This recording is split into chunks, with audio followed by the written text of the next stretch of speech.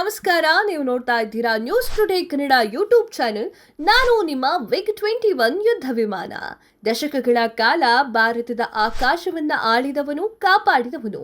ನಿಮ್ಮೆಲ್ಲರಿಗೂ ಒಂದು ಕುಟುಂಬ ಇದ್ದ ಹಾಗೆ ನನಗೂ ಕೂಡ ಚಂದದ ಫ್ಯಾಮಿಲಿ ಉಂಟು ಕಣ್ರಿ. ಮಿಕೋಯನ್ ಗುರೇವಿಚ್ ಕುಟುಂಬಕ್ಕೆ ಸೇರಿದ ನನ್ನನ್ನ ಚುಟುಕಾಗಿ MiG-21 ಅಂತ ಹೇಳಿ ಕರೀತಾರೆ. ಅಂದಿನ ಸೋವಿಯತ್ ಒಕ್ಕೂಟದಲ್ಲಿ ನಾನು ಹುಟ್ಟಿದ್ದು. ನಿಜ ಹೇಳಬೇಕು ಅಂತಂದ್ರೆ ನಾನು ಬೆಳೆದಿದ್ದು, ನನ್ನ ಜೀವನದ ಬಹುತೇಕ ಕಾಲವನ್ನ ಕಳೆದಿದ್ದು ಭಾರತದಲ್ಲಿ, ಭಾರತೀಯ ವಾಯುಸೇನೆಯಲ್ಲಿ. ಅಂದಿನ ಕಾಲದಲ್ಲಿ ಶಬ್ದದ ವೇಗವನ್ನ ಭೇದಿಸಿ ಹಾರ್ತಾ ಇದ್ದಂಥ ಉಕ್ಕಿನ ಹಕ್ಕಿ ಅಂದ್ರೆ ನಾನೇ ಅಂತ ಈಗಲೂ ಕೂಡ ಎದೆ ಉಬ್ಬಿಸ್ಕೊಂಡು ಹೇಳಬಲ್ಲೆ. 1963ರ ಸಮಯವದು. ಭಾರತದ ಅಂಬಾಲಾ ವಾಯುಸೇನೆಗೆ ಮೊಟ್ಟ ಮೊದಲ ಸಲ ನಾನು ಬಂದಿಳಿದಾಗ ಅಲ್ಲಿನ ಪೈಲಟ್ಗಳು ನನ್ನನ್ನ ಹೇಗೆ ಆಶ್ಚರ್ಯಚಕಿತವಾಗಿ ಕಣ್ಬಿಟ್ಕೊಂಡು ನೋಡ್ತಿದ್ರು ಅನ್ನೋದು ಈಗಲೂ ಕೂಡ ನೆನಪಿದೆ. ಯಾಕೆ ಅಂದ್ರೆ ಅಷ್ಟೊತ್ತಿಗಾಗ್ಲೇ ನಾನು ಹಾರುವಂತಹ ಬುಲೆಟ್ ಎನ್ನುವಂತಹ ಖ್ಯಾತಿ ಪಡೆದಿದ್ದೆ.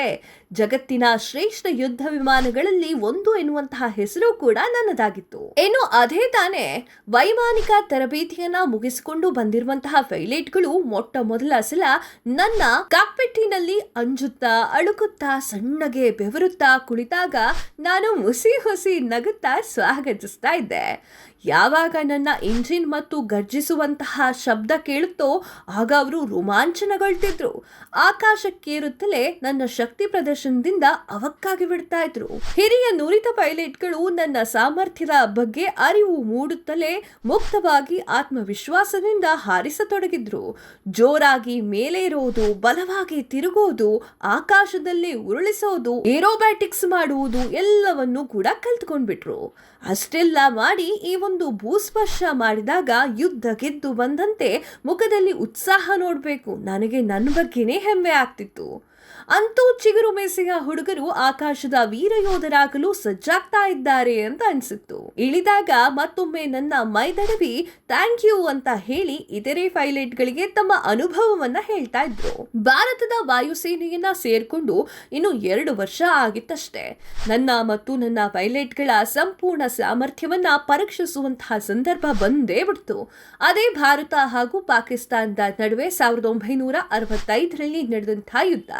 ಆ ಒಂದು ಯುದ್ಧದಲ್ಲಿ ಪ್ರಮುಖವಾಗಿ ನಾನು ನನ್ನ ಪೈಲಟ್ಗಳು ಭಾರತದ ವಾಯುಮಂಡಲದೊಳಗೆ ಯಾವ ಪಾಕಿಸ್ತಾನದವರು ಕೂಡ ನುಸುಳದಂತೆ ವಾಯು ರಕ್ಷಣಾ ಕಾರ್ಯವನ್ನ ಸಮರ್ಥ್ಯವಾಗಿ ಮಾಡಿ ಮುಗಿಸಿದ್ದೇವೆ. ಗಡಿ ಉಲ್ಲಂಘನೆ ಮಾಡಿದವರನ್ನ ಶರವೇಗದಲ್ಲಿ ಅಟ್ಟಿಸಿಕೊಂಡು ಹೋಗಿ ಹೊಡೆದು ಉರುಳಿಸಿದ್ದೇವೆ. ಈ ಒಂದು ಯುದ್ಧದಲ್ಲಿ ನನಗೆ ಆಶ್ಚರ್ಯವಾಗುವಂತೆ ನನ್ನ ಸಾಮರ್ಥ್ಯದ ಶಕ್ತಿಯ ಪ್ರದರ್ಶನ ಕೂಡ ನಡೆದು ಹೋಯಿತು. ಇದರಿಂದ ಆಗಿದ್ದು ಲಾಭ ಏನು ಅಂತಂದ್ರೆ, ರಷ್ಯಾದಿಂದ ಇನ್ನು ಹೆಚ್ಚೆಚ್ಚಾಗಿ MiG-21 ಬರಲು ಆರಂಭಿಸಿ ನನ್ನ ಬಳಗ ಕೂಡ ಹೆಚ್ಚಾಗಿ ಹೋಯಿತು. ಅದು ಸಾಕಾಗಲ್ಲ ಅಂತ ಹೇಳಿ ಇಲ್ಲೇ ಬೆಂಗಳೂರಿನಲ್ಲಿ, ನಾಸಿಕ್ನಲ್ಲಿ ಹಾಗೂ ಒಡಿಸಾದ ಕೋರಾಪುಟ್ನಲ್ಲಿ HAL ಕಾರ್ಖಾನೆಗಳಲ್ಲಿ ನಮ್ಮ ಬಳಗ ಸೃಷ್ಟಿಯಾಗಲು ಆರಂಭಿಸಿತು. ನೋಡ್ತಲೇ 800ಕ್ಕೂ ಹೆಚ್ಚು ಸದಸ್ಯರ ಬೃಹತ್ ಕುಟುಂಬವೇ ಬೆಳೆದು ಹೋಯಿತು. ಕಾಲಚಕ್ರ ಉರುಳಿದ ಹಾಗೆ ಹೊಸ ತಲೆಮಾರಿನ ವಿಮಾನಗಳು ಬರ್ಲಿಕ್ಕೆ ಆರಂಭವಾದವು. ಮಿರಾಜ್ 2000, ಸುಖೋಯ್ 30, ರೆಫೆಲ್ ಮತ್ತು ಆತ್ಮನಿರ್ಭರ ಭಾರತದ ಕನಸಿನ ಕೂಸಾಗಿರುವಂತಹ ತೇಜಸ್ ಇವುಗಳ ಆಗಮನದಿಂದ ನನಗೇನಿಸ್ತು ಅಂದ್ರೆ ನನ್ನನ್ನ ಮೂಲೆ ಗುಂಪು ಮಾಡ್ಬಿಡ್ತಾರೇನೋ ಅಂತ ಅನಿಸ್ತು. ಆಗ ಅನ್ಕೊಂಡೆ, ಖಂಡಿತವಾಗ್ಲೂ ಇಲ್ಲ. ಹಲವಾರು ದಶಕಗಳ ತನಕ ನಾನು ಭಾರತದ ವಾಯುಮಂಡಲವನ್ನ ರಕ್ಷಿಸಿದ್ದೇನೆ ಎನ್ನುವಂತಹ ತೃಪ್ತಿ ನನಗಿದೆ. ನನ್ನ ಪ್ರಾಯ ಮುಗಿದು ಹೋಯಿತು. ಈ ಒಂದು ಇಳಿ ವಯಸ್ಸಿನಲ್ಲಿ ಇನ್ನೆಷ್ಟು ಹಾರಲಿ ನಾನು? ಇದು ಹೊಸ ಪೀಳಿಗೆಯ ಸಮಯವಲ್ವಾ? ನಾನು ದಶಕಗಳ ಕಾಲ ಭಾರತದೇ ಆಕಾಶವನ್ನ ಕಾಯುವಂತಹ ಕೆಲಸವನ್ನ ಮಾಡಿದ್ದೇನೆ. ಈಗ ನನ್ನ ಕಾಲ ಮುಗೀತಾ ಇದೆ. ಅದು ಕೂಡ ಹೊಸ ತಲೆಮಾರುಗಳು ಸೇರಿದ ಯುಗ ಆಗಿದೆ. ಆದ್ರೂ ನನ್ನ ಕ್ಯಾಪ್ಟಿಟ್ನಲ್ಲಿ ಮೊದಲ ಬಾರಿ ಹಾರಲು ಕಲಿತ ಪೈಲಟ್ಗಳು ವಯಸ್ಸಾದಾಗ, ಏರ್ ಕಮಾಂಡರ್ಗಳು ಏರ್ ಮಾರ್ಷಲ್ಗಳಾದಾಗ, ಅವರು ಮರಳಿ ಬಂದು ನನ್ನನ್ನ ನೋಡ್ತಾ ಇದ್ದಾಗ ಹಳೆಯ ಗುರುಗಳನ್ನ ಭೇಟಿ ಮಾಡುವಂತೆ ಭಾವುಕರಾಗ್ತಾ ಇದ್ರು. ಆ ಒಂದು ಕ್ಷಣದಲ್ಲಿ ನನಗೂ ಒಂದು ರೀತಿಯ ಸಾರ್ಥಕತೆಯ, ಸಮಾಧಾನದ ಭರವಸೆ ಮೂಡ್ತಾ ಇತ್ತು. ಮಡಿದ ಕುಟುಂಬದ ಸದಸ್ಯರುಗಳ ಕಣ್ಣೀರಿನ ಜೊತೆ ನನ್ನ ಕಣ್ಣೀರು ಯಾರು ನೋಡ್ತಾರೆ ಹೇಳಿ? ರಾಜಕೀಯ ಅಸಮರ್ಥತೆ, ಆರ್ಥಿಕ ನಿರ್ಬಂಧಗಳು, ಖಾಲಿ ಭಾಗದ ಕೊರತೆ, ಈ ಎಲ್ಲದರ ಮಧ್ಯೆ ನಾನು ಹಾರಿದ್ದೇನೆ. ಇನ್ನೆಷ್ಟು ಹಾರಲಿ? ಇಲ್ಲಿಯವರೆಗೂ ನನ್ನ ಹಾರುವ ಕ್ಷಮತೆಯನ್ನ ಕಾಪಾಡಿಕೊಂಡು ಬಂದ ತಾಂತ್ರಿಕ ತಂಡಕ್ಕೆ ನನ್ನ ಶಿರಸಾಷ್ಟಾಂಗ ನಮಸ್ಕಾರಗಳು. ನಿಮ್ಮ ತೆರೆಮರೆಯ ಸೇವೆಗೆ ನಾನು ಚಿರಋಣಿ. ನಾನು ಈಗ ಶಾಶ್ವತವಾಗಿ ನಿರ್ಗಮಿಸುವಂತಹ ಸಮಯ. ನಾನು ವಿಗ್ 21. ನಾನು ಪರಿಪೂರ್ಣನಲ್ಲ.